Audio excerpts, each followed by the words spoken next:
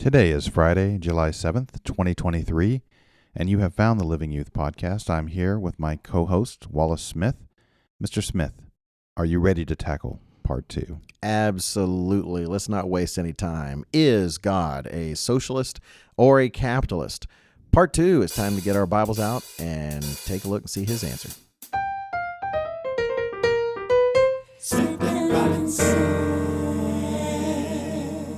Welcome back, and welcome to, again, the Living Youth Podcast. I have just a few things I want to say before we get into the meat of the topic today, and I'll try and do it quickly. One is, Mr. Robinson, do you realize this is our 60th podcast? I did, because you mentioned that it would be our 60th yesterday. Otherwise, I wouldn't know. I did. Because I don't That's track them right. that way. That's right. I do season 2, episode 30. Uh-huh. But so I don't the overall tally. So 60, that's pretty good. Yeah. You know what? Why don't we have a special offer for our 60th? That is, anybody out there listening can call or write into headquarters and get any literature they want for free. Wow, what a deal. Did y'all hear that? I hope you'll take us up on this. I was going to say once in a lifetime offer, but it is once in a lifetime as in your whole lifetime. Yes. It's always available for free. But it's been a pleasure doing podcasts with you, Mr. Robinson. Thank you. I've It's certainly been fun. enjoyed it. Also, stressful at times It when has we been have a stressful. what do we get to talk about? but thanks to you guys for writing us on occasion and suggesting ideas. We know we haven't done all of them, but frankly, we do dip We've into that accumulated list. them. We have a lot. Yeah, we still have actually some still in the wings. Also, I wanted to comment that Teen Camp is about to start. I know my family is on the road making their way to Texas, left yesterday, paused briefly on the way, and then they're continuing today.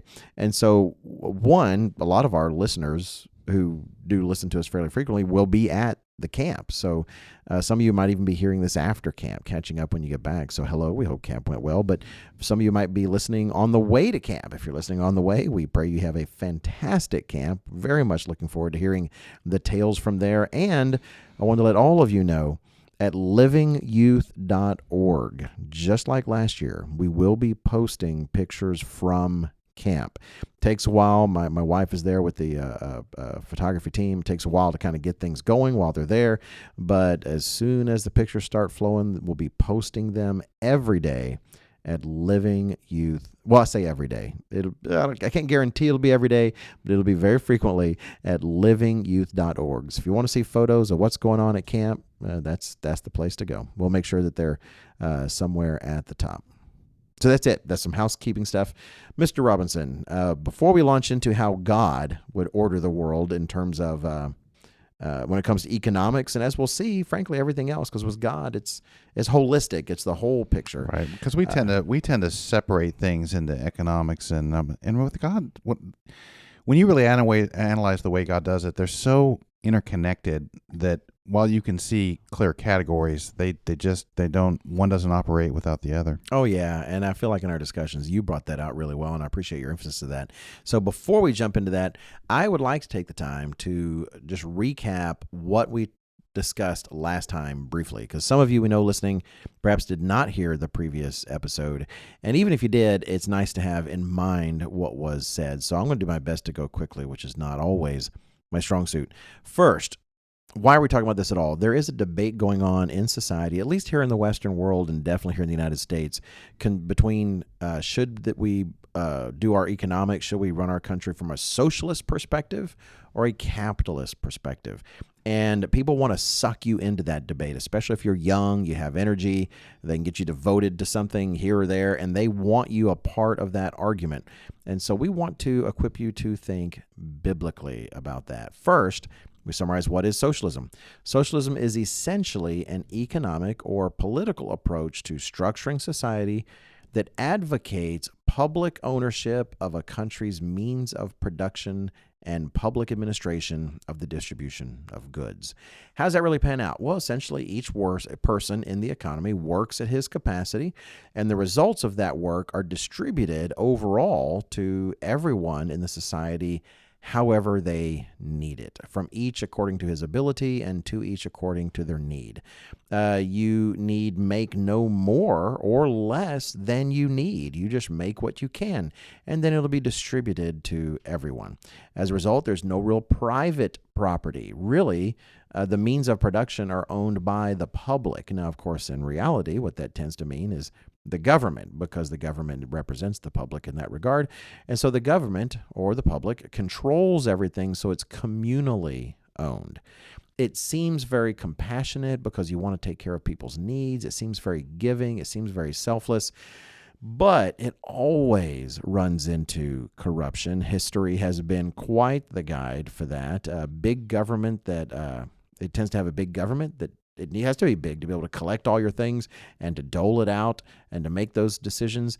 And that big government tends to become corrupt when you've got so much wealth flowing through a government that's literally deciding where things go, not based on who's earning it, just based on human judgment.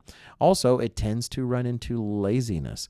People tend not to work as hard as they can, when in the end, the results don't tend to make a real difference in their lives, where they double their work, but the effect of that doubling is just kind of distributed so blandly across the rest of society that they see maybe a 1% increase for themselves. It destroys the connection between actual reward and effort. Capitalism, on the other hand, is essentially an approach to economics in which the means of production and capital goods produced are privately owned, and the distribution of those goods is determined by competition in a free market. That is, you might have the ability to produce phones. Well, so does a guy next to you have the ability to produce cell phones. And who's going to get others' goods for their phones will depend upon which of you made the better phone. In this case, the people themselves individually own the means of production, and they get to enjoy the benefits of what they do with their own things. Thus, people are motivated to create a good for other people because those other people will then pay them for it. And property is truly private. What you have is completely yours to do with as you please.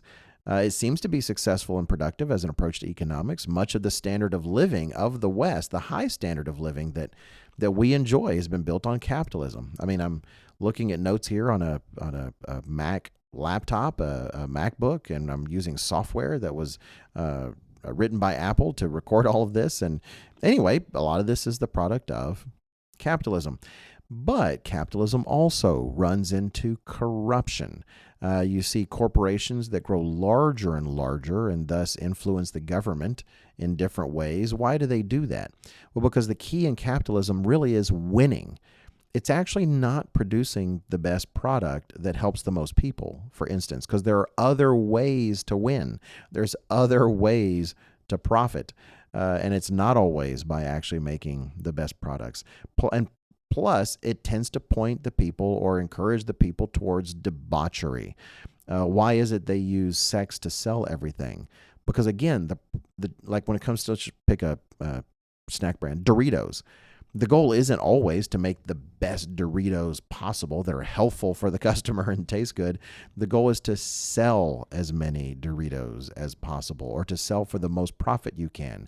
And sometimes it's not the quality of the product, it's the way in which the advertising is able to accomplish its job to get people to buy your sometimes terrible product. And it focuses on fulfilling not people's true needs, but honestly, people's wants. And many people will sacrifice their needs for what they want. Human nature, in both cases, is the ultimate Achilles heel of these systems, of really all humanly derived systems, because human nature is not divine. It's inherently self-focused. It's inherently concerned about the self to a disproportionate degree. These are both human philosophies. They both have strengths and weaknesses, and that's just what the tree of the knowledge gave us since Adam. Adam decided to eat from the tree of the knowledge of good and evil. He made that choice. And so the rest of history for 6,000 years has been mankind coming up with things that are a mixture of both good and evil. But as long as it's not really coming from God, the weaknesses in a system always eventually prove fatal. So today, Part 2, We want to set both of these aside, capitalism and socialism, and we want to focus on how God does economics. Here and there, we are going to compare and contrast his approach to capitalism and to socialism, but we want to focus on the way that God does things. And we think that if we do that, you're going to see yourself that he doesn't fit into either category, that the answer to the title of this podcast is God a socialist or a capitalist? The answer is neither, that God does things his way. And we want you to walk away from this podcast understanding that God does not want you out there shilling for any man-made philosophy. He wants you focused on how Christ plans to rule and run the world, and he wants you advocating for that. I don't know, Mr. Smith. Aren't you sure that we want to try to preserve democracy? Oh, Mr. Robinson, let's not even get started. No, God is not wanting to send Jesus Christ to preserve the elements of this world, its way of running governments, its way of running economies. God wants to send Jesus Christ to start completely over and to do things the right way from the beginning. That sounds good. It does sound good. Now, you tell me how you feel about this. So I've thought about this before. It's like we always want to put a label on something, right? So America's economic process is capitalism, and so as we've discussed. I think if I had to put a label on the way he's going to have what we would consider economics and civil policy and all these things, one of a couple of ways, and they're both related, but it's what's his economic system? It's the way of give. Right. Or you could even say it's love if we take its definition of outflowing concern. And that may seem odd, especially to younger listeners at first, but hopefully as we go through this, it'll make sense. Yeah, I think so, and I think it's important to get those out of the way first. I appreciated for our listeners' edification and in praise of Mrs. Robinson. Mr. Robinson had talked with his wife about this very topic, and he and I had thought all sorts of fancy things, really. And You're so clever. Let me know if I'm boiling it down wrong, but she just got to the heart of it, and she just really highlighted some of those fundamental things that it was kind of easy for us to lose sight of for the forest for the trees. And part of it was being influenced by our last podcast. How do we kind of keep that thing going? We try to put together points and everything. And so I just asked my wife, and she's like, "Well, I think what's interesting is this, and this." And I'm like, What have I even been thinking? It was right on the nose. I mean, it was truly the core of what is different about God's system. Right, and that's what we'd like to start off with. We'll definitely get to examples. We'll wrap up. The last part of the podcast. We'll talk about examples of how God does things, how he's going to do them in the millennium, and how those are illustrated by laws that he gave to Israel, as well as to principles taught in the church in the New Testament. But the foundation of that are some really key fundamental principles. And one of them, Mr. Robinson just hit on. Mr. Armstrong put it this way. It's a great, simple way to put it. God's way is one of give and not get. And that's a fundamental principle that will be in the foundation of the economy under the kingdom. And some people will say, well, see, God's way is like socialism. But that's as we go through here, that's clearly not what's and that's part's going to be difficult because it really is God's form of government. And we'll make this point later. It's actually, again, I think one of the fundamentals. It involves everything. It involves economics. It involves a civil government. It involves, of course, religious elements because there is a faith involved. And all of those things, all of society is going to reflect his character. Well, again, going back to Adam and Eve, you have mankind for the last 6 millennia picking from the tree of the knowledge of good and evil. And so everything's in a mix. So yes, there are going to be some elements in this where the socialists might say, oh, see, God and Jesus, they're socialist. Mm-hmm. And then you're going to have other elements. They're going to make your capitalists just say, oh, well, see, God and Jesus, they're good capitalists, right? And then there's going to be some that make them scratch their heads and not know what in the world he is, because the answer is he's neither. So don't reject something just because it seems to reflect the philosophy that's your disfavored one. Some of them are going to seem similar. Right. Well, so capitalism, for example, much easier to look at that and go, yeah, that's kind of the way of get. I mean, it really is maximizing profits and how big can I grow things. But we're not going to jump ahead to this, but this is a point we'll make later. But even something like socialism, because it is a system and a process and a hierarchy made up and run by humans, once it becomes corrupted, it also is the way of get. Yeah, Again. in the end, it truly is. And then you have, I say in the end, it doesn't have to always land to the collapse. We see this in some countries now, some modern countries. I was reading articles about in the UK, they're struggling with young men who will not work because they're getting sufficient support from Right. the government, Yep. and they're scaling back their personal productivity. And so it's a system designed to give, and yet what do we turn it into? Because of human nature, we turn it into a means of get. And there are those who do use capitalism. Like, you could use capitalism and you could say, well, I want to give more. I want to build it. Well, that's fine. In the end, some who are more ruthless than you will come and undercut you, and make a product for cheaper. But God's fundamental approach is always give. But we have to take a look at how that plays out. It can sound like socialism, like Mr. Robinson said, but it's not, in the sense that God actually does recognize you own things. It's not because you're not, if the public owns everything, you're not in a sense giving. I mean, you're all servants to the public. You're all slaves to the public. God recognizes, no, you own things, but you need to think about that differently, not just building on it constantly like you're growing an empire, but you do want to think of other people. In Ephesians chapter 4 and verse 28 is a good example where he tells us all, let him who stole steal no longer. That's when you treat other people's things as yours. And he says, stop doing that. Rather, let him labor, working with his own hands what is good, that he may have something to give him who has need. Now, what's he addressing there? He's addressing this concept that, and to the point that they take someone else and says, no, why don't you work hard? And then when you work hard, not only have you taken care of yourself, but you can actually help take care of other people as well. That's not a socialistic attitude he's trying to talk about, but it is trying to get your head in a godly mind space. That reminds me of a spiritual concept as well. It's something that I truly applied to myself, which was you've heard it. I'm sure you've heard it referred to as get your spiritual house in order, that kind of concept. Yes. And I really thought about that, in my 20s and into my 30s. I was spending all my time getting my spiritual house in order. And then if you're always spending your time getting your spiritual house in order and can't get to like a point where you kind of have it relatively under control, where you can help other people, like in a serving capacity. If you're always working on yourself and you don't have time to help and serve other people, I think that's another way you could possibly.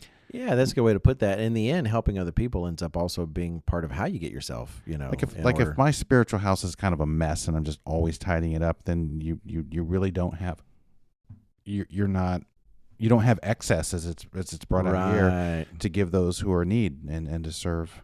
So anyway, you're constantly having to put out your own fires. Yeah, you're not able to focus on other people. And talking about your spiritual house, part of it reminds me of this next point before we leave. God's way is one of give and not get.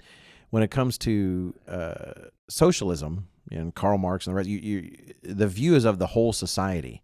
In fact, in advanced stages, they actually try to break down families. So you don't think of the family bond as that important. Your duty is not, say, to your wife or children. In fact, let's break up that bond where the children are actually more dedicated to the state than they are to the family. The parents looking more to the state, seeing their children as part of the state.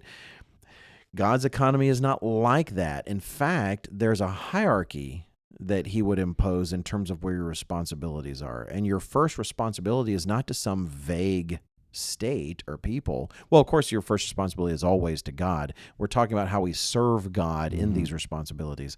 But rather, your first responsibility is your own family. If you're a man and you're producing, you're not producing to give money to the state to dole out. You're first producing to make sure you take care of your wife. You're producing to make sure you take care of your children, maybe other family members, in-laws, or grandparents that are dependent on you. Paul stresses this in 1 Timothy chapter 5 and verse 8. He says, but if anyone does not provide for his own, especially for those of his household, he has denied the faith and is worse than an unbeliever. We have obligations. We hope to work to excess so we can actually help other people as well. but we have a primary responsibility, and that is to our families. And so it's not this pure socialistic idea that we're all just this amorphous body of people. No, God has actually placed a certain hierarchy of responsibility in Right. that, and that is where your first responsibility lies. You know, you make a great point about far from loosening the bonds of the family in service of the state. It's in some ways almost the opposite of that. Now, the family, I would argue, is in some ways like the center of the economic process, the way it will be administered by God. The family is critical, and really a lot of the admonition is on a family basis, and the property is given on a family basis, and things like that. Oh, Mr. Robinson, boy, I feel like this could be a whole nother podcast, only because I saw on Twitter the other day, I was reading, it led me to an article. I wish I could think of where it was published. It was an opinion piece, but it was someone emphasizing, I can't remember who the person was. This is pretty content free, but let me get to the point. They were talking about how, I know what it was. It was a reaction to some laws in some states. They're trying to emphasize parental rights in rearing their children. And it was a pushback on that, saying, well, wait a minute, this should not, actually parental rights that's a little too far. Rather, the state is the one that has an obligation to make sure children are better prepared for citizenship, et cetera, which sometimes might go against parental desires, but we got to ignore that. And it really was, when you really read it, it was quite, Chilling? chilling and dystopian. This emphasis that, wait a minute, no, parents don't have the most important responsibility. It's really the state that has the responsibility. And God doesn't do that. And one of the first time, I can't say that's not the first time, but there was a time when it clicked with me in even a different way than it had before, was at the feast.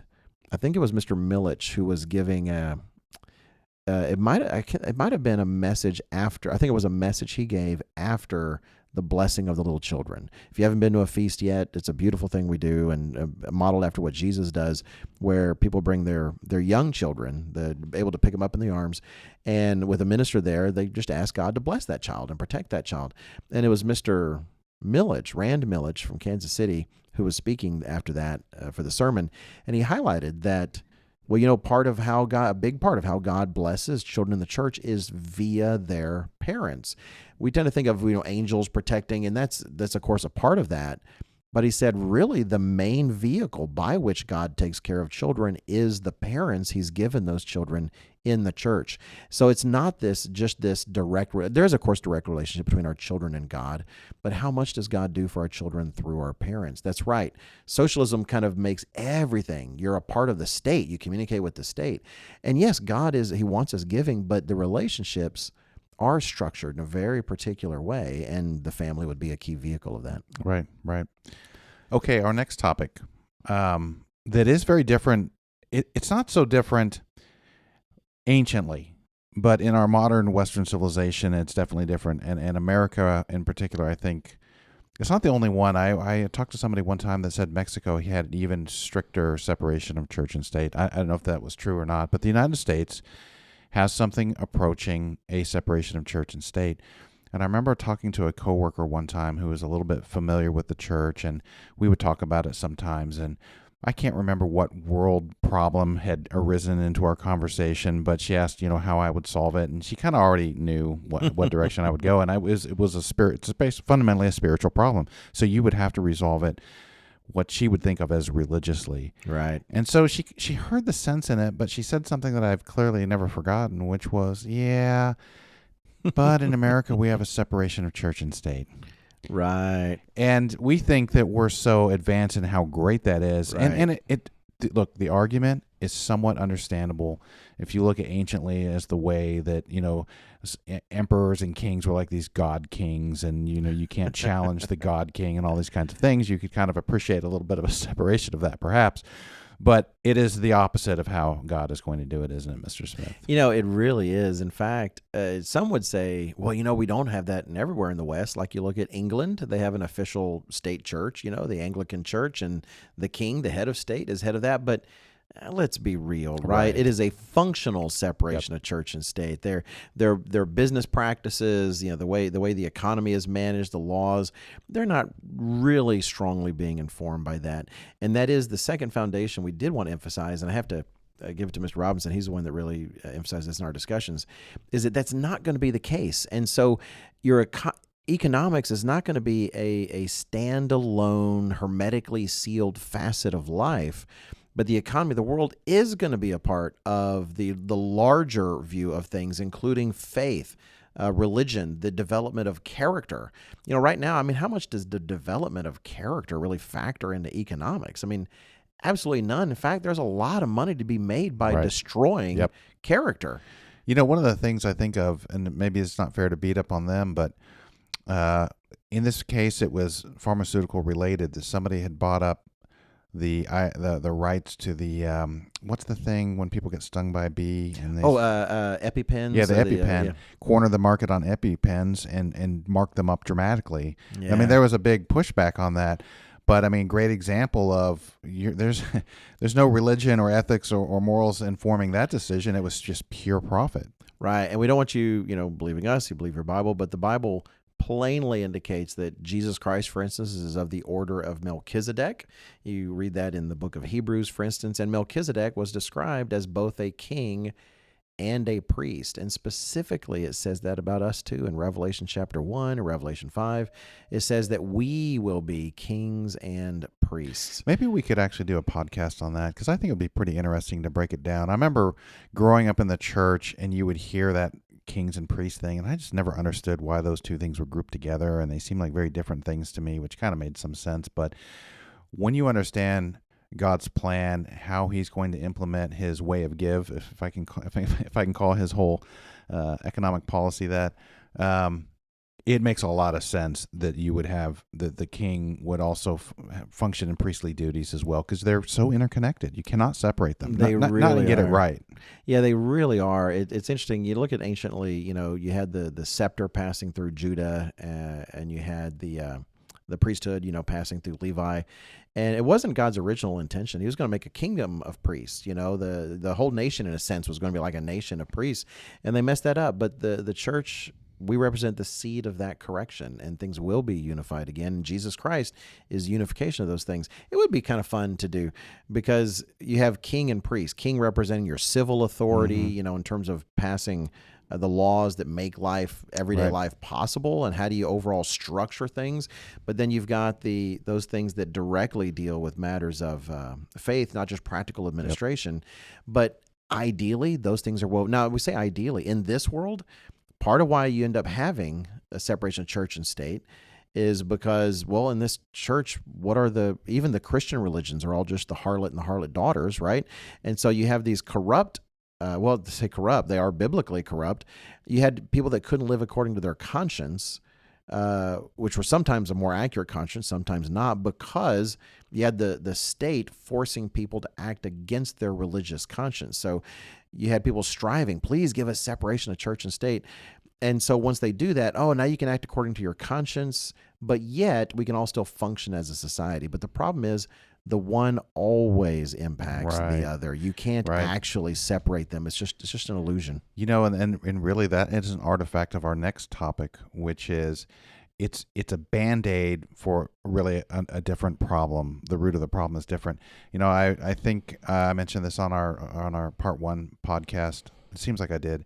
But, a debate with a family member here recently, and he was really frustrated with this system and this system. And, it's the same mindset that we've had humanly for the last 6,000 years. Oh, well, let's tear it down. Let's set up a new process. This new process is going to solve all of our problems. But at the end of the day, Mr. Smith, who's running all of our processes? That's our people. It's us. People. Human beings. That's right. And they're not incorruptible. And we give in. And, and that is our next foundation, is that under Christ's system, we'll have incorruptible leaders, and human beings will be transformed. So that is a third foundation. Well, the podcasts I've been listening to that delve into social justice and what's going on culturally in the West. Clearly, we'll know more about what's going on in the U.S., but I think in the West broadly, some of these things are all the same, which is this attack on any kind of hierarchy, that they're all inherently corrupt and based on power and control. And so while there is an element of it in there, that's not what's failing the hierarchies. What's failing the hierarchies always comes back to the same thing, corruptible man. Yeah. So what's the solution, Mr. Smith? What is the solution? It's two-part. One is the people at the top need to be incorruptible. Yep. And of course, you're not going to get that before Christ returns, but the point is you will get that when Christ returns. Christ and those glorified under him in the kingdom of God will be incorruptible. With socialism, you're dependent on this government to be incorruptible, and it's not. With Christ, it will be. And Jesus Christ and those who are glorified with him, they will be 100% completely focused on the good of other people. And it's not just a matter of having good intentions. He's also God. He'll be insightful enough. He'll be wise enough. He'll be able to see the actual solutions that are needed. But then there's the other part of things. Like capitalism wisely doesn't look to some central authority to be incorruptible, and it's more about individual transactions. But at the same time, human beings are corruptible. You have to have both sides of the equation. You have to have human beings that actually aren't just looking to satisfy their carnal desires, but actually looking for, well, what is good? What is the right thing to do? What is it my family needs, not just what is it that I personally want? And that's the element that also Christ can only uniquely provide, because during 1,000 years under the kingdom of God, he will be working on rehabilitating and correcting and making divine our own natures. I hope to be on the other side of the veil and be a part of the team, so to speak. But for those who are still living as human beings on earth, he'll be transforming their hearts and making them a better version of them, taking out their hearts of stone and giving them hearts of flesh, so that they actually desire the right things, the things of God. He'll actually be transforming human nature. Yep. And making it better. You know, that's such an important, every year that goes by, and especially when we come to the feast and start studying for, if I have a feast assignment, a sermon or something, it always pivots back to what's one of the key things in the millennium. It's that God starts working with corruptible man and getting him on the path to, having a new heart and a new spirit, as you have here in our notes, Jeremiah 31:31 and verse 33. But one of the other things that I had in my brain that's slightly gotten away from me was what? Tell you what, I can read Jeremiah 31 while you're thinking of it. Okay. See if you come up with it. It'll come back to me. All right. Sure. Well, let's see if it's come back to you. So what it says in Jeremiah 31, we'll look at verse 31 and 33. God says, "Behold, the days are coming, says the Lord, when I will make a new covenant with the house of Israel, with the house of Judah. This is the covenant that I will make with the house of Israel after those days, says the Lord.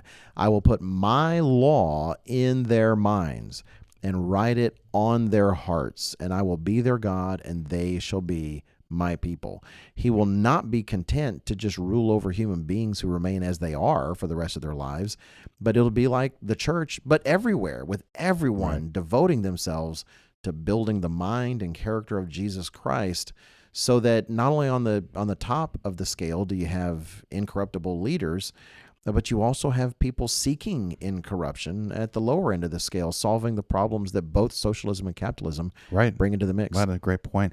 Okay, I did remember. All right. I remember what it was. Okay. It was this, I think it was in Texas still. I was sitting in my car listening to some radio, and I ran across a sermon, and it was I think it was a female minister who was giving in, which is just kind of added to the whole overall effect.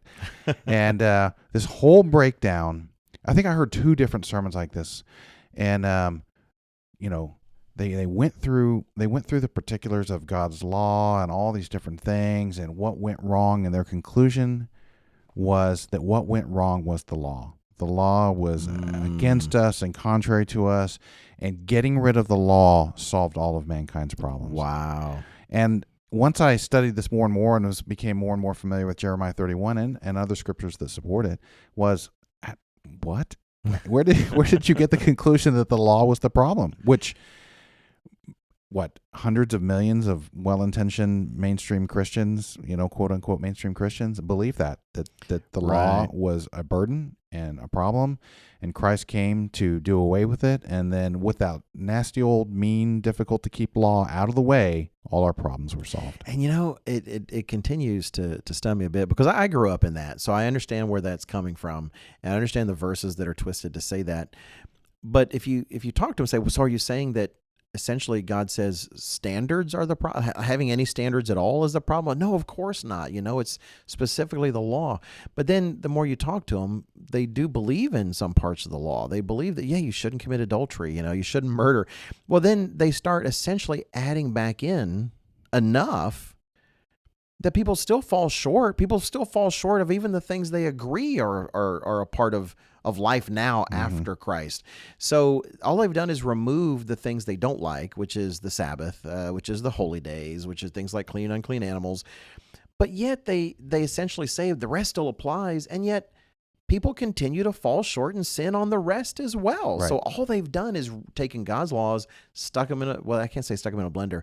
They've extracted the things they don't like, and then have rejumbled it all together and tried to make it in their own image. All these things we're talking about, the point of failure always comes back to humanity. Yep. And that's such an important thing to understand and a lesson to learn. And frankly, you can argue there's different ways you could characterize this last 6,000 years of human suffering. I think Mr. Armstrong would say that the 6,000 years we're writing the lesson of human suffering.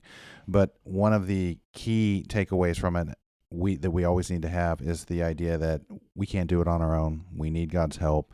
We're corruptible, and unless He works with us and brings us along, gets to this point where we allow Him to put this new soft heart into Him that's gentle and yielding, and take His Spirit, then we can start getting to where we need to be. But until then, all this 6,000 years of trying socialism and capitalism, and it's not the right kind of socialism, and we need to mix in this amount. That's just us.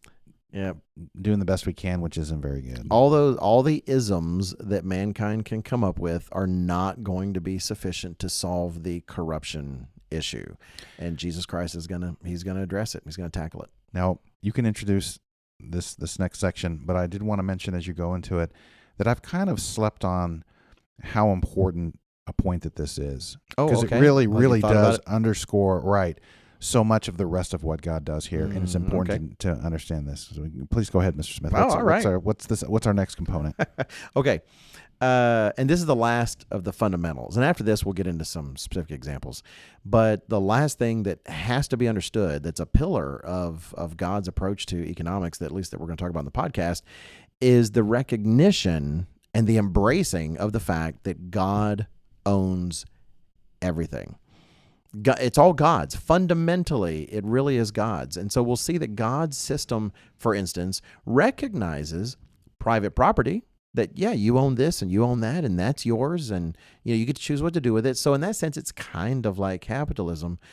But fundamentally, in the end, it's not so much private ownership, it's private stewardship, because ultimately God actually owns it all. And I'm just going to do some rapid fire verses to hit these points, like Exodus 19 and verse 5. God says, all the earth is mine. In Psalm 50, verses 10 through 12, he talks about it's not just all the earth, it's also all of its fullness. You pick up a rock outside, and guess what? God has prior claim to that rock before you do.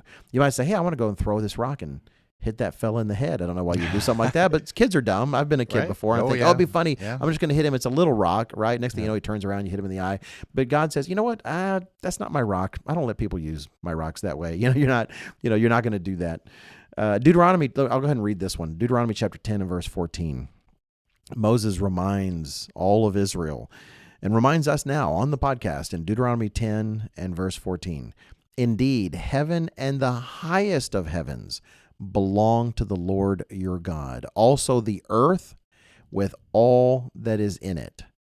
That is a thorough statement, Mr. Robinson, of God's ownership, right? Yeah, and it's in Deuteronomy, which is kind of interesting to me. That's the kind of thing you think would be in Psalms or something like that. Yeah, right. But, so that actually means it's pretty fundamental. He wanted Israel to know this before they went into the promised land. which would have been a land rich in resources. Yep. And so it's kind of letting them know, you're about to go in this land, but please don't forget, fundamentally, yes, it's your house, but fundamentally, it's my house. It's what you do with my things. Okay, I don't want to interrupt your remaining scriptures, but I have a thought that on something you said that I would like to. Oh, I'd love to hear it. Well, what about Haggai? Oh, we can read that. I see what you're saying. You want me to finish. All right. And Haggai as well, chapter 2 and verse 8. The silver is mine and the gold is mine, says the Lord of hosts. So, yes, even your coinage, whatever, I don't know what you got stored for, whatever disaster might come, God owns that. And this is one of my favorites. This is the last one that I'll read as a scripture. And it's David. I tend not to find it easily, and I tend to think it's Solomon, but it's David who didn't get to build the temple, King David, but he did get to collect all the materials. He did get to work with Israel to collect all the things they needed, and it was vast, and people just really gave for the temple. And so you have David in 1 Chronicles 29 praying to God about this, and he says in verse 14, speaking to God, he tells God, but who am I and who are my people that we should be able to offer so willingly as this? For all these things, all things come from you, and of your own we have given to you. Just a remarkable humility that David had. And here's, again, someone who would be in the corruptible position, but he recognized fundamentally, even as the king, when he could command all he wanted, all the things under his control were actually God's. Right. And even all they were giving to God, they were really just giving him what was his. Yeah. I think it's a beautiful statement. No, it is. When you talked about it earlier during our show prep, I hadn't ever thought about it that way. And you're right. That is a deep and powerful thing. I mean, put another way, you could say, the tithes and offerings are really truly just giving God back a portion of what he gave us to begin with. And since he owned everything and he's responsible for the increase, the increase, what is it? I watered, Apollos planted, I watered, but God gave the increase. That's right. That's where ultimately all the credit goes back to God. When we were talking earlier about how important the family was to the process, and then you use the word stewardship. That reminded me again of this. It's there is private property. God does give us property that's under our control, but stewardship, I think, is such a great way of putting it. And you know what God is taking note of? How we administer what he's given to us. That's right. It's such a critical thing. I mean, we think, oh, great, I've given this private property. I can do whatever I want with it. True. That's exactly right. But what do you want to show God? Right. How you've administered those kind of things. So it's yet another great way for God for God to observe how we're going to manage what he's given us and our resources. I mean, there's lots of other principles like that. Yeah, and to allow him to work in us to make us people who want to do the right things with it. So, Mr. Smith, so what is it? What's God's way? Is it capitalism, mix of socialism? What do we have here? It is something that is different. It is its own thing. So we're going to jump into some examples that we have put together where we look in the Bible, we see God does a thing, and this is how God approaches economics. And we'd started with all these more obscure things, et cetera, and then again talking to his wife, Mr. Robinson, just said, "Hey, let's hit the obvious things first." How about the tithing system? You're looking at a forest and realize, hey, there's a bunch of trees here. It's not like we didn't talk about that, but it wasn't. I know. So tithing. Why don't we jump into tithing? Okay. Well, tithe number 1. I went back and reviewed my notes again. Okay. The first tithe. It's actually far more limited in a sense than I even realized. And let's highlight for those who might be really super new, what is a tithe? It's 10% of your income. Yeah, right. Let's keep it simple. We don't want to get into details. But yeah, 10% of your income. We often don't talk about the fact that there are 3 tithes, but we'll explain that. And yes, it doesn't mean 30% of your income all the time. Nope, that's right. Absolutely not. That's right. So first tithe. The 10%. First tithe went to the Levites only. It wasn't given in any other way. And I have an excerpt here from a scripture. This was the best explanation.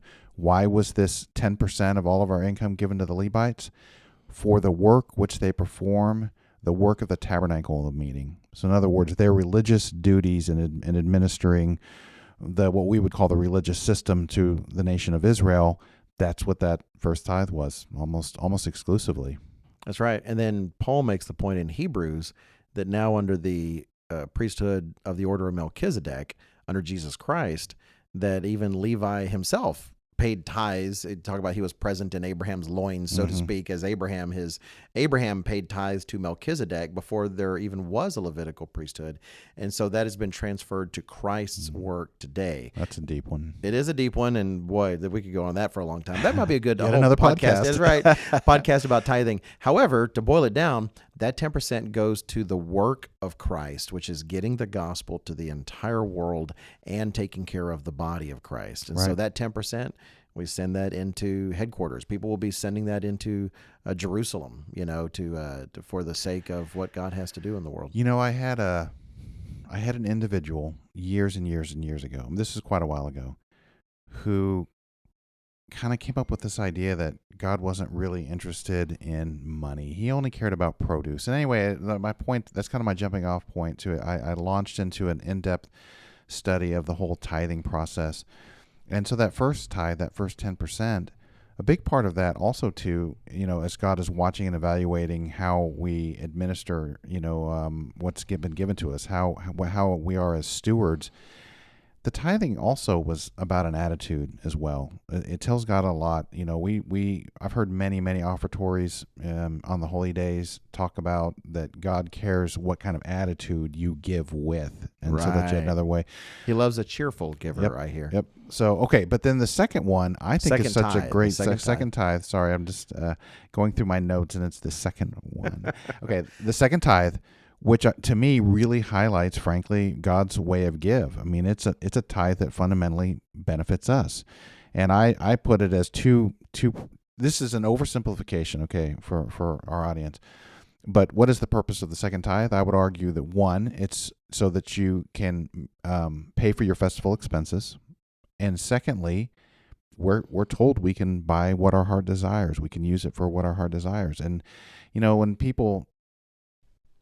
Sometimes when they're new to the church and they hear about the first and second tithe, and they're like, this kind of really, that's 20%. I was like, I don't know, 10%. I get to do whatever I want to, within reason. Yeah, to help celebrate the feast, right? To celebrate the feast, and it sounded like a pretty good deal to me, and I've never looked back. Yeah, I tell a whole story that I won't tell here, but my very first Feast of Tabernacles, and I should highlight, by the way, there's a small article we have in the Living Church News. I'll try to add a link to it, but I wrote it, and it was very brief, and it's about how to spend your second tithe. What are the principles for spending your second tithe?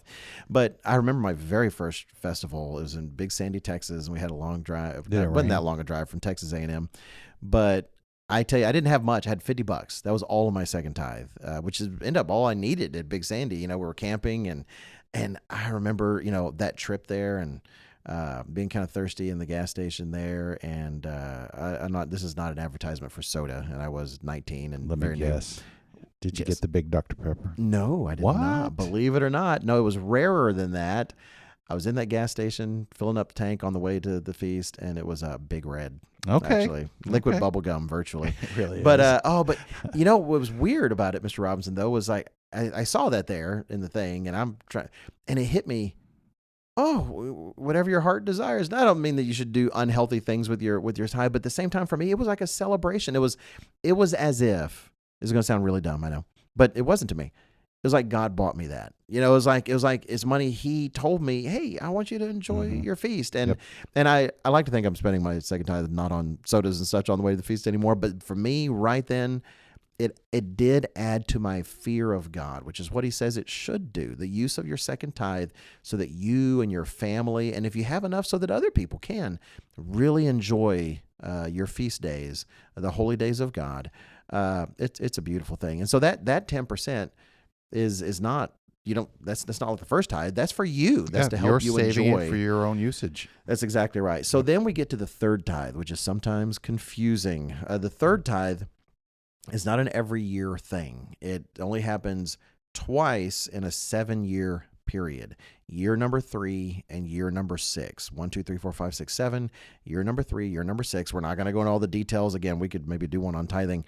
But that one is something that's given less frequently, but it's for the sake of the needy in the church, essentially. Yep. He describes that in Deuteronomy chapter 14, verses 28 and 29, where the Bible says, at the end of every third year, you shall bring out the tithe of your produce of that year and store it up within your gates, and the Levite because he has no portion nor inheritance with you, and the stranger, and I think we mentioned this in another podcast, but if you were a stranger in Israel, you didn't have land. There was, you someone that needed taken care of, and the fatherless and the widow who are within your gates may come and eat and be satisfied, that the Lord, the eternal your God, may bless you in all the work of your hand which you do.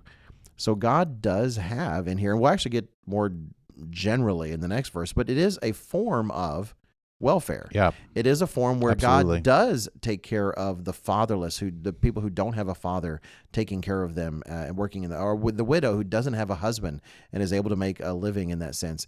And so that is a part of God's economy. And I know at least in the modern day, in the Living Church of God, we track that super carefully. Yep. We make sure that we have outside accountants look at our books and make sure we're doing things on the up and transparently, because third tithe has a purpose. And so God does have, it's not a vast portion of your income in this vast giant welfare state, where essentially the government uses that money to attach strings to the money. It's that 10% that happens only a little less than every 3 years on average, and he uses that to take care of people. Yep.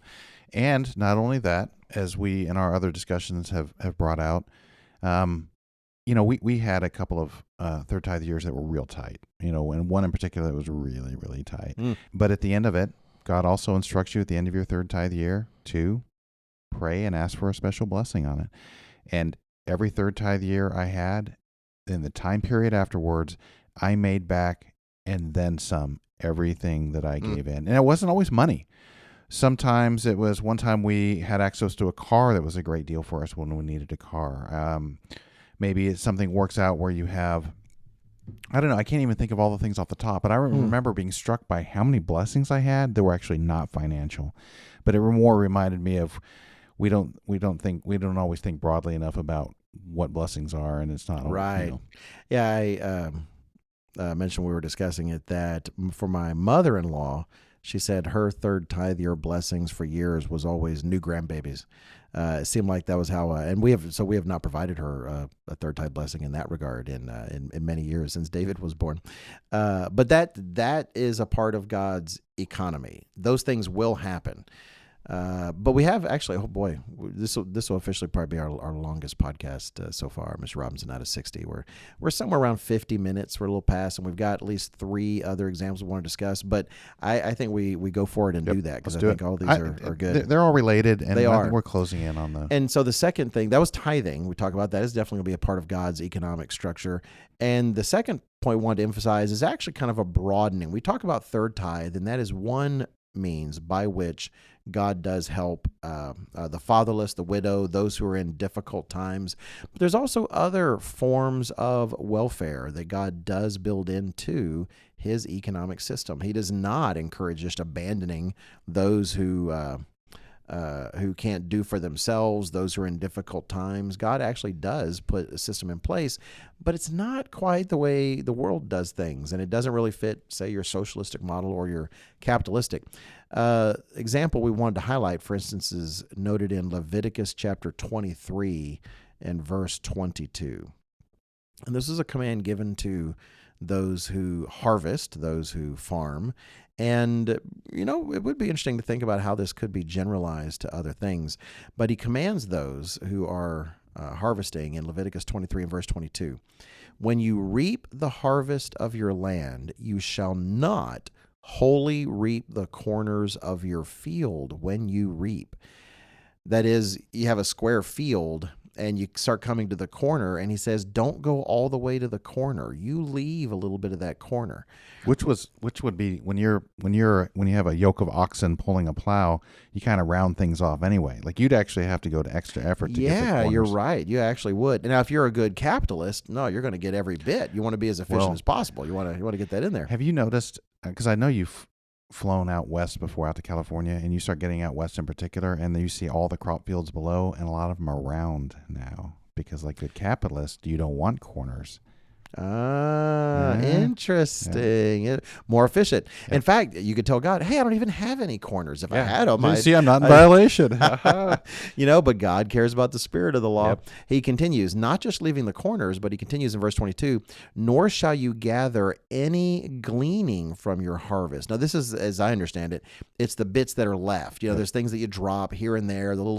I sometimes think of it as when I'm mowing the lawn, there's bits of blades of grass that kind of come out, and sometimes even the little patch that you miss, here and there. But he's talking about that with your harvest. You leave that. He says, "You shall leave them for the poor and for the stranger. I am the eternal, your God." So God does, yes, the land is yours. You harvest that stuff and you do what you can. You make, wealth for your family. You take care of your family. But you are not allowed by God, a very central authority, if there ever were one, centralized authority. An incorruptible central That's authority. an incorruptible who says you absolutely will leave those things. Yeah. Don't tell me, I could do better with it. I could make money with these corners and the gleanings, and I could give the poor even more. God says, shut up, do it my way. You're going to leave these for them. And it expands. It's not even just the grain field, as I know, but when you glean, that's the Old Testament word, or that's the word we're using for harvesting, when you go through and collect everything. Vineyards, I think the fruit trees, it all applied. And I would actually refer, one of the best examples in the Bible, frankly, of this is the book of Ruth, and which also leads into like another important component of this. So you're not supposed to harvest literally everything like a locust plague went through. Some things get left behind. And then an interesting component of the welfare system is the way God is going to run it is, with the exception of, say, maybe the extreme elderly or maybe somebody who has a serious handicap. If you wanted the grain and the olives and all these and the grapes and everything that were left behind, you had to go out and pick them up yourself.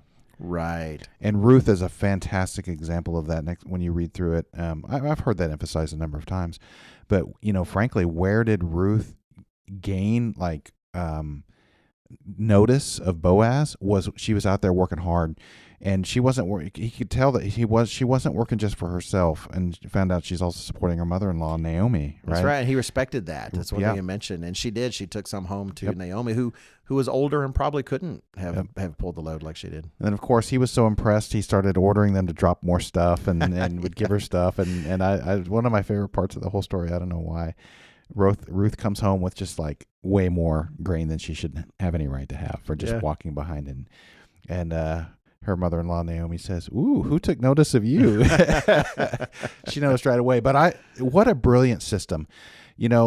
This is not to disparage the well-intentioned welfare system that the West has set up, but it also has a real downside, which is all too easy would be to sit at home and get your check in the mail, and you don't even have to do anything for it. You just get it. And that's not good for anybody to be in a situation like that. No, it's not. We literally, again, there's reports we mentioned earlier, there's people suffering under that. And you don't think of it as suffering because, I don't know, they're paying for food. No, they're suffering because their character is eroding and they are losing the will to work. It's not just this kind of simple handout stuff. In fact, it's reflected in the New Testament, that attitude. Paul talks about that in 2 Thessalonians chapter 3. Starting in verse 10, Paul is telling those in Thessalonica, he says, "For even when we were with you, we commanded you this, if anyone will not work, neither shall he eat. For we hear there are some who walk among you in a disorderly manner, not working at all, but are busybodies." Again, he's not talking about people who can't work, the lame or those who are elderly, or infirm. He's talking about those who will not work, and they're choosing to just way too much leisure time, just being busybodies and things that aren't their business. He continues, "Now those who are such, we command and exhort through our Lord Jesus Christ that they work in quietness and eat their own bread." And there's a spiritual benefit to that, exactly like you said, Mr. Robinson. It's humbling to be in hard times, and I've been in really hard times where that you are way more dependent than you would like to be on the kindness of others. But when someone like Ruth, when they haven't just been here's your daily grain allotment, but they have gone out and they have grabbed it themselves. They have picked it up themselves. They have worked it to isolate the grain, and they can grind it and make bread. There's just a certain respect of human dignity Right, that yeah, you're made no. in God's image, and that you also work Exactly. and you do something. And that bread, it means something different to you. You know, it's it almost the same time you were saying it, the word dignity popped up in my head, right as you said it. That's exactly right. At least, I think you have to feel that story of Ruth again. She was at least able to maintain some level of dignity, even though they were definitely in need. That at least she went out there, because it talks in the story about how it was hot and she worked all day, except when she went and took a little break to get some water, but then she was hustling out there again. She was. It allowed her to feel like she at least played her part in doing something, though they were in need. One more thing we'll highlight before we go on to the next point about when it comes to God's approach to welfare and helping others is, and this is something, under a capitalistic system, you're rewarded for finding opportunities, right? And regrettably, in our culture today, people in hard times are a huge opportunity for someone to make money. You have some of these places that, like these predatory loans, where someone's in bad shape, they don't have enough money, they've got things they have to, they got children to feed, they can't even afford formula, they're about to lose their apartment and get kicked out, so they go to some of these desperate loan people who have capitalistically have realized, hey, here's an opportunity. Tell you what, I'll loan you the money based on your next paycheck, but I'm going to charge you 25% interest or whatever it is. It can be just absolutely abusive interest. Because why can you get away with that? Because the person has very few options, and you're taking advantage of that. Or sometimes they're young and naive, and they're just foolish. That's exactly right. That's a good point too. It's not just they're on hard times; they just don't know any better. Well, God actually forbids that in Leviticus chapter 25, verses 35 through 37. He says, if one of your brethren becomes poor and falls into poverty among you, then you shall help him like a stranger or a sojourner, that he may live with you. Take no usury or interest from him, but fear your God, that your brother may live with you. You shall not lend him your money for usury, nor lend him your food at a profit. God, in his economy, does not give any of us the right to profit off of the difficulties of others like that. He wants people looking out for their brother and helping, and not seeing it as an opportunity. Now, it doesn't mean that I could see someone who has something really useful, and it's a chance to give it and make it available, that maybe people discover they like it, and later on they might want to patronize the guy's store or something. But it's not an opportunity. And that's, one of the, I used to not understand. Believe it or not, how do I get into this without people appreciating the subtleties? And we do it really quickly. Like when a hurricane comes through or something, there is a temptation when resources are limited to raise the prices really high. They call it price gouging, right? Yep. You're really gouging people for the fact they have to have it. There's no other place to go. This is the only gas station that's not wiped out. And so instead of $2 or $3 a gallon, it's $9 a gallon or $10 a gallon. It's like cornering the market on the EpiPens. Yeah, it's really difficult, because that often gets attacked 100% as if it's nothing but an evil. As in, man, that's just so evil. They're profiting off of our misfortune. And don't get me wrong, there's a lot of profit off misfortune, but there's another side to it, in that, let's say you keep it artificially at a low price, because that's part of capitalism. You have supply and demand, right? There's a huge demand and low supply, so the price goes up. Well, so let's say you keep it at $2, $3, like the normal price. You ignore the demand for it, but then you get people coming in and they buy abundantly more. It's like, oh man, I might go home and we don't have enough. And so instead of just filling their car, they bring 30 gallons worth, or as much as they can cram in their car, and they buy it up so fast that fewer people get it. But then is the option, well, no, we don't want that to happen, but it only goes to the people that can afford it. So it's this difficult circumstance where you need a government to step in or something. You need a higher power to step in and keep things fair, but then you're at the mercy of those. And once they have the power to control the prices, then Well, when do they control the prices in not exactly emergencies, but in situations that sure will get me a lot more Like voters? rent control. Yeah, And like rent control and other things. It's exactly so it never works. No, it really doesn't. And so it ends up messing up again because man is corrupt. Yep. God just says, here's this principle. You are not allowed to take advantage of your brother. No, what an ideal example of, again, about how the idea of separation in church and state, and and why you merge kings and priests, because there's always going to be a moral and an ethic that's tied to this, that when you separate them, that's where corruption and evil things begin to happen. That's exactly right. God will be involved, but he'll be involved for the right reasons, not to give profit to his cronies or more votes for his party for the next election, but to actually make sure you're helping people. Yep. I would, for those who might want to read more about this, Deuteronomy 15, the whole chapter, has a great section on all that. Oh, sweet. So I might recommend that. And it does say that, when you do have poor among you, be generous and give to what they need, and don't be mean-spirited or refuse someone a loan, because the year of canceling debts is close at hand. Perhaps we could talk about the 7-year cycle of... Oh yeah, you know what? Actually, we are coming up on that. Well, actually, we're coming up on the Jubilee, which is 50 years, but it's a very similar principle. Yeah. Clearly, God has set up I would say, we'll call it the economic system on a 7-year cycle. Yeah, no, that really is very plain. As we leave this point and get into that one, I wonder, because it was Mr. Robinson who actually brought up some of these things concerning welfare, and I tried to summarize it in one sentence. Okay. So what I came up with was that in God's economic system, God protects the poor without enabling or encouraging poverty. And that's the balance that's hard to do, but that's what God will do in his economic system. It must be just because you're not allowed to use the Bible in intellectual circles that I don't think I've ever heard anybody ever, even somebody like Jordan Peterson, who's more open to it, discuss the economic system as God has outlined it in the Old Testament, and how brilliant it is, and how it does handle poor. That's interesting. Yeah. So when we get into one of the major features that is very different than anything you really see in what most of us see in the world today, and this is our next major point. And after that, it looks like we just got one other one.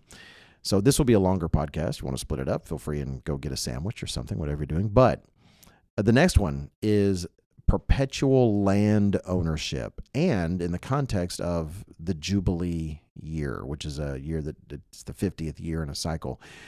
This idea of perpetual land ownership was a little mind-blowing, might be an exaggeration, but it really did hit me kind of hard.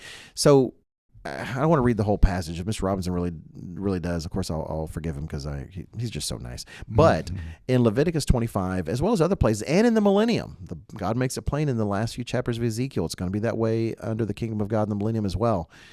God's plan is for families to own land forever, as in, if that land is your land, then your great, great, great, great, great grandchildren will still possess that land. That land will always be a perpetual possession, owned privately. It's not the state's land. It is that family's land. And God, it seems so important to him. I mean, he emphasizes it in so many different ways. But you realize when you do start to think about it, what a crucial element that will be fundamentally to God's economy. Because then you're not long-term harmed by a great-grandfather who just didn't have a good financial sense, right? Or wasn't a good farmer, right? Or whatever. For whatever reason, they've kind of wasted your posterity. They've sold it off. There's like nothing left. And then you could be poor generationally for a while, except that God has the land restoration that comes back, and you can get your holdings back. And so a lot of commentaries will bring out the best way. When you sold land, if you did it properly, if you were selling land in ancient Israel, you weren't actually selling it. It was more considered a lease. In fact, the Bible itself brings out that it's more of like you're renting your land for harvest. You should almost calculate it based on harvests. Interesting, more than, because that's the profit that'll come from the land.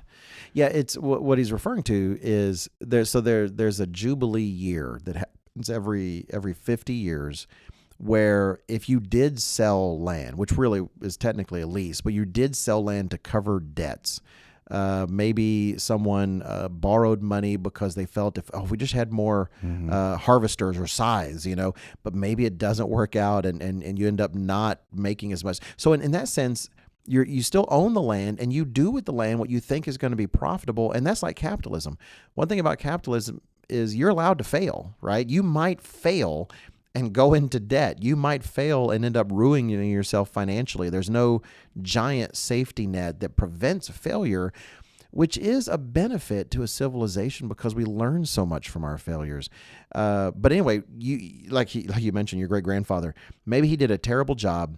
His family lost a lot of money, and he ended up having to sell part of the land to help make up the debt, or maybe even sell all of it, and even worked as a servant for his neighbor. That phase two. Yeah, it's exactly right. But every 50 years, that land would go back to that family. Yep. It was never truly forever, and they would always have that resource. Okay, so you hit on the second phase of it. Now, if you go through and do your own study on this, you'll see the word slave here and there, characterizing the person in the situation. In the Bible, you'll see that word used, right?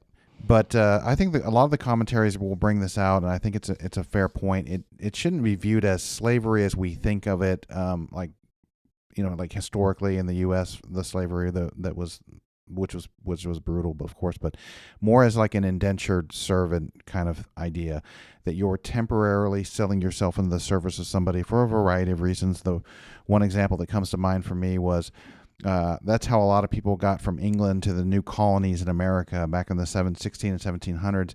You couldn't afford passage on the ship, so you would trade somebody 7 years of service for them paying your passage, and then you would come over and you would work for them for 7 years, and that's the way you worked off your debt. I have two sections of scripture I would read for this, but it's interesting. Leviticus 25, 39, and 40. It says, and if one of your brethren who dwells by you becomes poor, so let's say he sold his property and that wasn't enough, and there's been an economic downturn, he's in even worse shape, so now he's willing to sell himself to you, you shall not compel him to serve as a slave. As a hired servant and a sojourner, he shall be with you and shall serve you until the year of the Jubilee. So there wasn't this permanent ownership. Now, there is a whole situation where you can say, oh, I loved my master so much I want to stay with him. You could do you just that. thought that was a good deal. Yeah. But then here's another one that I love. We opened with God's economic system. See, I'm already expanding this into owning this one. Is the way of give, okay? So this is such a great one. Deuteronomy 15, 12, and 14 is the one we talked about this morning. If your brother, a Hebrew man or a Hebrew woman, is sold to you and serves you 6 years, then in the 7th year you shall let him go free from you, which is still a pretty good deal, but it gets better. And when you send him away free from you, you shall not let him go away empty-handed. You shall supply him liberally with your flock, with your threshing floor, and from your winepress. From what the Lord has blessed you with, you shall give to him. Wow. It's so beautiful. Somebody falls on, if they were doing it correctly, and sometimes they did, if you just, whatever, you just had a couple of bad years, you lost all your wealth, right? That even at the end, after you've worked off your debt, you didn't go away empty-handed. They almost kind of stake you to get back up on your feet again, because otherwise, think about it. Let's say you pay off your debt, that's great. Now you're kind of back into a situation where you don't have much. And how are you going to survive until you can get the crops in the field? That's one of the examples that's sometimes misunderstood about newlyweds, and to the man that he's told that he should have a crop in the field before he gets married. And some have thought one thing or the other. No, it's if you're going to get married, then by the time your first year of marriage goes, you can't wait a whole year to get your first harvest. You need to already have one coming in. Right. Otherwise, that's going to be a rough first year. Yeah, that's right. It's there's a lot of beautiful things about that. Part of it is, and the world just wants to slam the Bible and say, oh, it says the word slave. Well, don't just have a knee-jerk reaction. Read what it talks about. And there is an outgoing concern for this person that has come under your power. And God will instill a desire. He'll teach us to desire that, in a sense, if this person is working under me, as people will send people to Israel to work under Israelites to learn from them, then it's not just, well, I'm their master. Well, no, I'm a steward of this person in a sense. This is a person God has given me, and it's actually God's human, and I'm kind of in a stewardship position. Right. And so yes, this person serves you and works and hopefully learns. And then when you do send them on their way, your goal is to get them off on the best start possible, and that you do give generous. It's such a beautiful situation.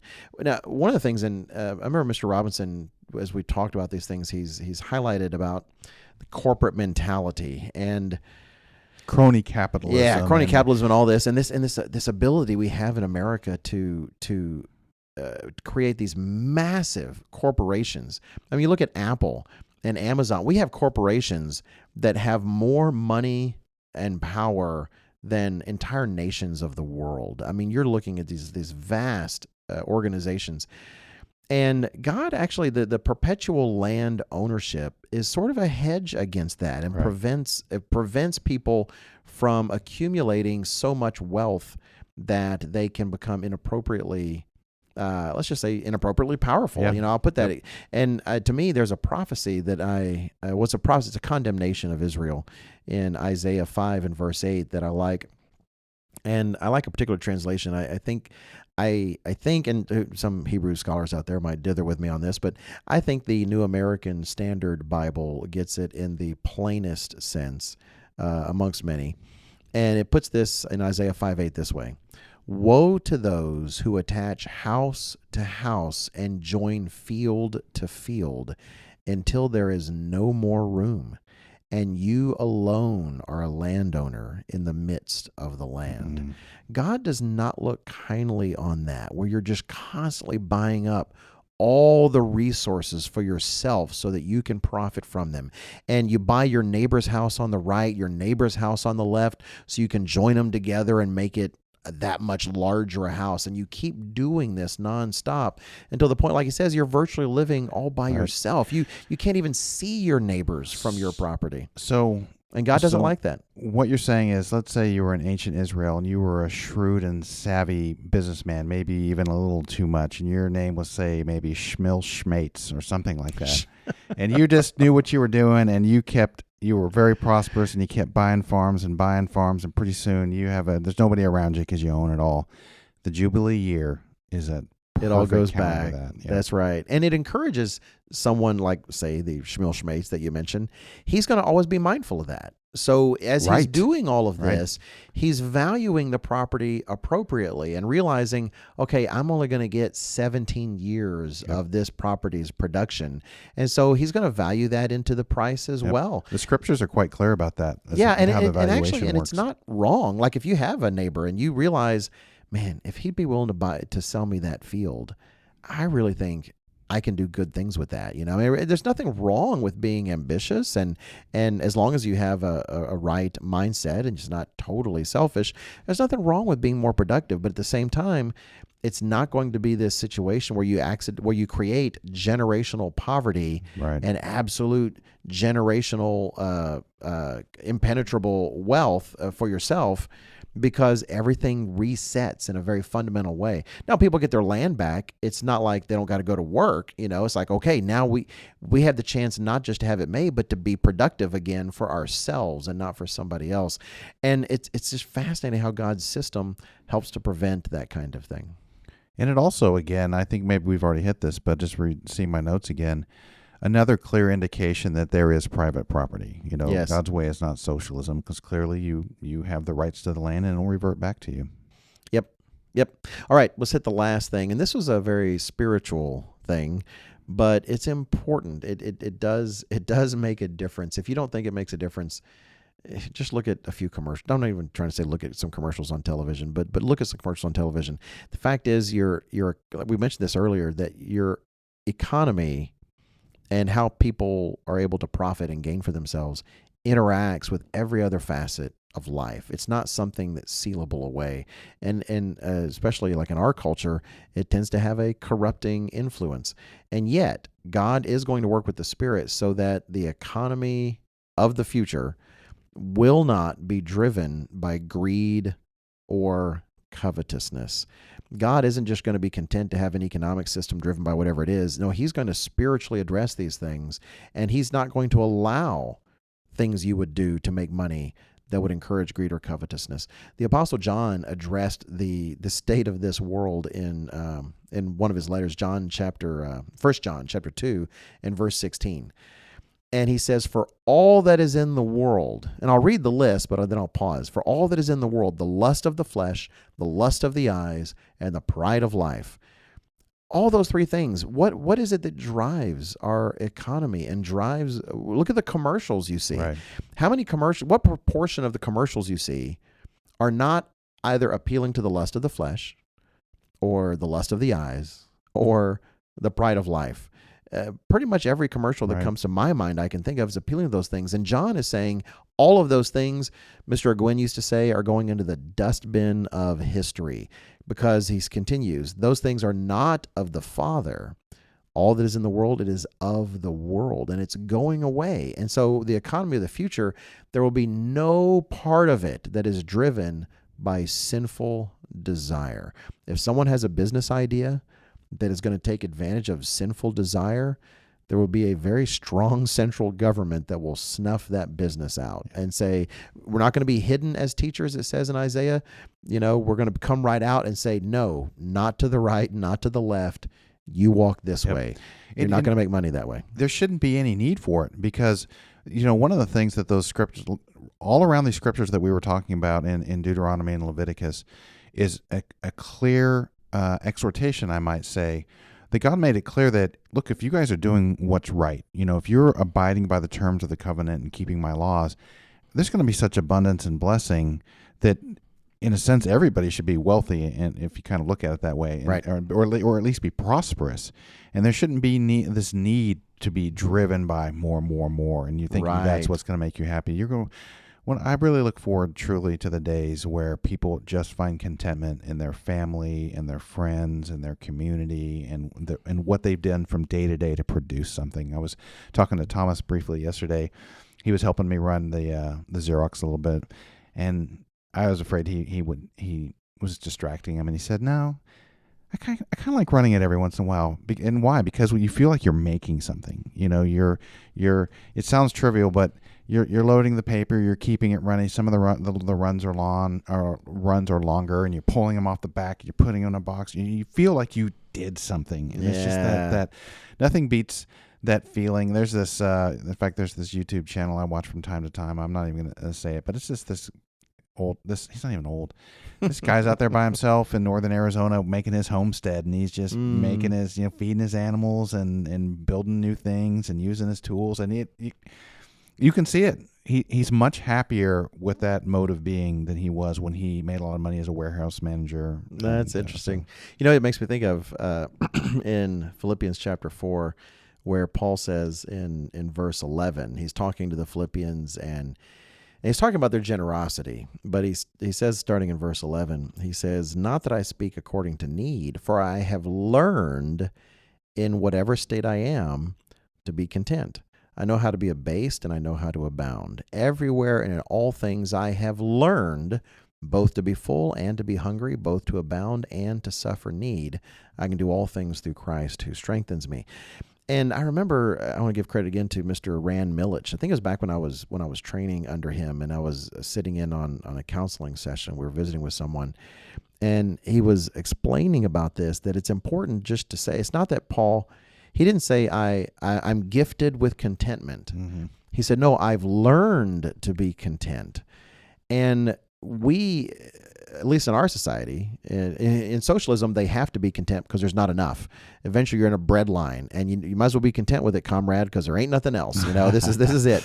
And in capitalism, it actually thrives on a lack of contentedness. If everyone is content, it's a lot harder to convince someone they need your product. But under the kingdom of God and that reign, there will be an active spiritual program ongoing to teach people how to truly find contentment. And it's not settling for. We're not talking about settling for with disappointment. We're talking about what you were talking about, actually having a certain satisfaction with life and the things you have. And since I'm already in Philippians 4, let me just bump up to verse 8, where Paul says, "Finally, brethren, whatever things are true, whatever things are noble, whatever things are just, whatever things are pure, whatever things are lovely, whatever things are of good report, if there's any virtue and there's anything praiseworthy, meditate on these things. And that is going to be a culture that Jesus Christ, and hopefully all of us helping him, that he is going to instill into this world. And the economy that he creates is going to have to be able to work on these ideas. These spiritual ideas will be what helps to drive the economy.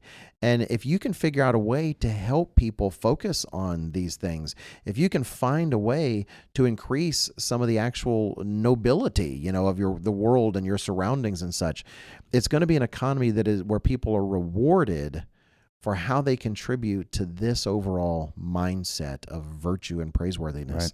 And that alone would fundamentally change everything. And that really really shoots down this idea that some that should know better, and I'm not going to call anybody out, and I'm talking not in the church. This idea that, well, if you want to go off in the edge of town and be in a inappropriate relationship and have heroin, that's your business. No, yes. Everything that you do contributes either positively or negatively to the community. Yeah, it does have an impact on it. It does. I think Ben Shapiro has expressed similar sentiments, and I've heard. Going to call him out. Well, and I like a lot what he says, but him, I've seen others. That exactly right. It's like, hey, as long as it, it keeps it in his house or it's outside of town, that's fine. It's like, well, no, the public world is created and generated by the private world. Right. And what we do in private is what generates everybody else's public. Yep. Why are we debating absolute sexual anarchy and gender anarchy today? Because things that a few generations ago were like, as long as you keep it to yourself, that's fine. Right, exactly. Have broken out the rest of the world. And that is always the case. Yep. So wrapping up this last point before we conclude, I thought this last point, it's interesting because both socialism and capitalism have to deal with human nature, and they both deal with it differently. Socialism, and that's why some people frankly see it kind of religiously, socialism seeks to reshape humanity as if humans have no carnal nature to account for. That's part of the problem of socialism. It's like, oh no, people will learn to give and they'll see I wonder if this. Well, no, because you're not actually transforming the heart. You don't have that ability. It is always going to fail because humans will snap back. Because what does Paul say? He talks about how the carnal mind is enmity against God and the things of God. And so it'll always fail. Capitalism, on the other hand, a lot of capitalists at least recognize, well, human nature is selfish. And so what we can do is turn that selfishness, make that the motivation to produce good things.